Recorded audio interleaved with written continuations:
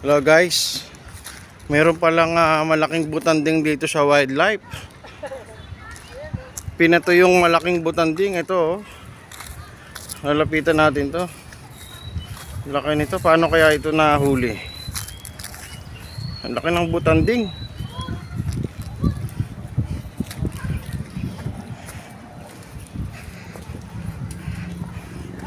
Lah, yung butanding may pusa sa loob.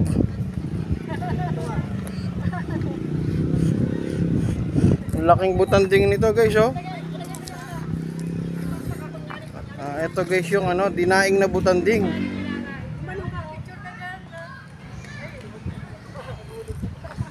Laking butanding nito oh.